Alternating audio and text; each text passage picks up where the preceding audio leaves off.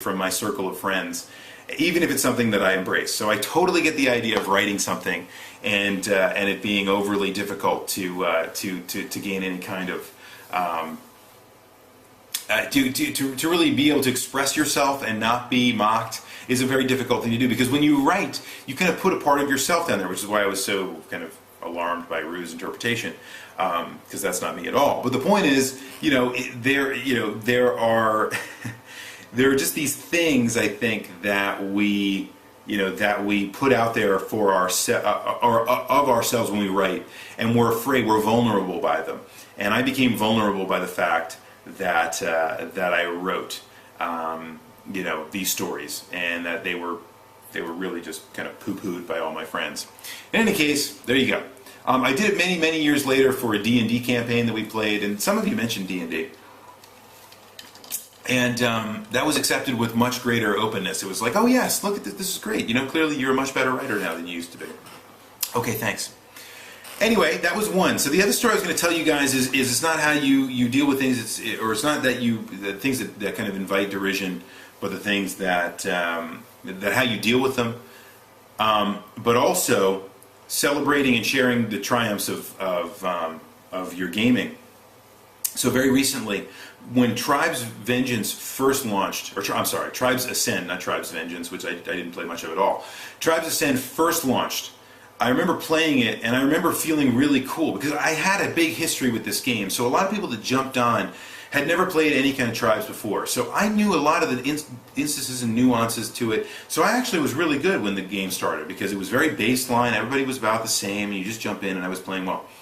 Well, I played for a little while, I got up on my feet, and probably the second or third day I played, I had this person at work that was pretty geeky like me, played a lot of the same stuff.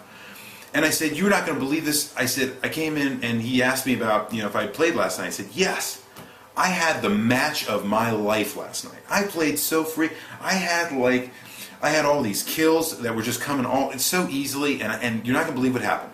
I'm going over this hill, and I start to tell the story of how the very last second,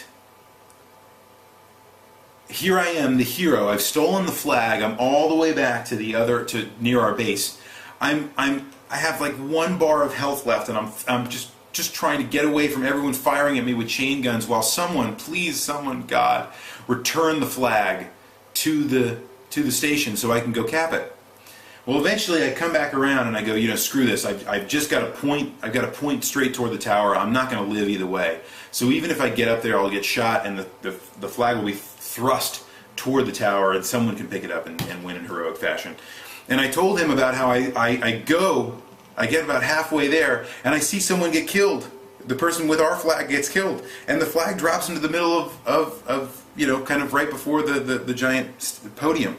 So I fly right to with everything I've got. I'm like, this is it, I can do this. So I go down there, and not only do I get the flag and return it, but I go and cap it and win the entire game. It was awesome. I was screaming afterwards. I was pounding, it was like fist pumping. I'm like jumping around. And I realize as I tell the story that now everyone at work has now stopped what they're doing, some of them have even gotten up, and are now, if they're not looking at me, they're standing around me listening to this story. And here I am, just, yes!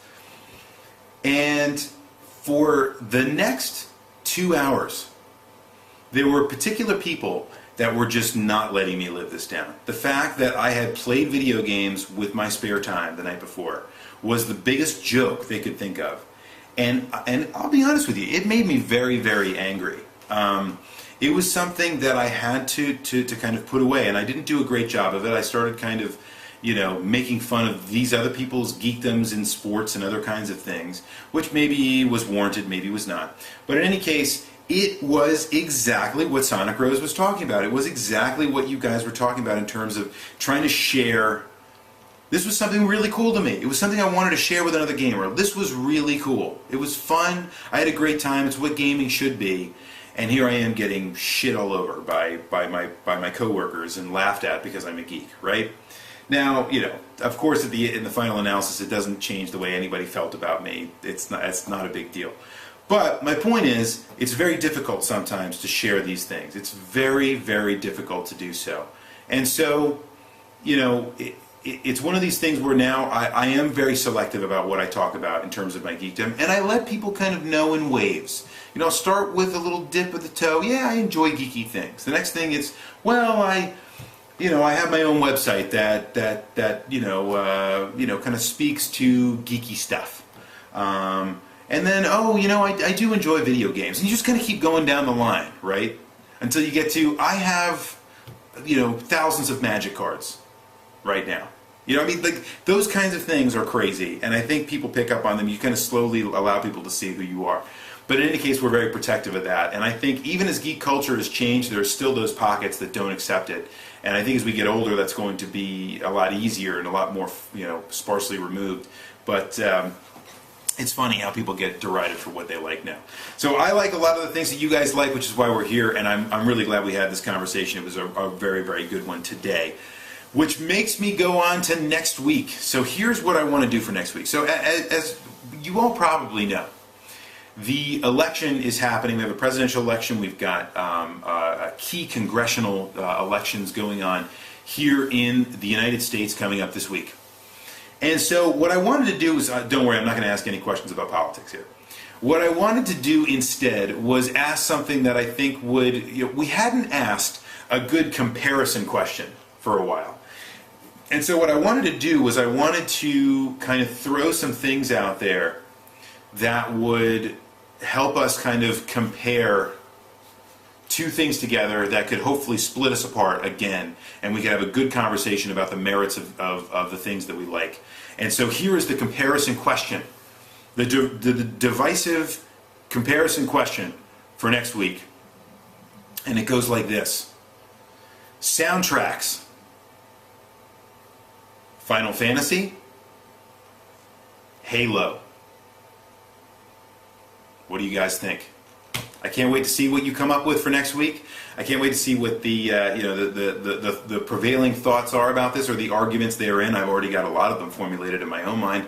In any case, I'm looking forward to that. Thank you all for being a part of the Weekly Ringer. Thank you for watching as you do every week, and thank you for commenting, those of you that have. It is, as I mentioned before, what keeps the show going. In any case, thanks a lot. I am the Commodore from the clan of the Grey Wolf, and there is no reset button.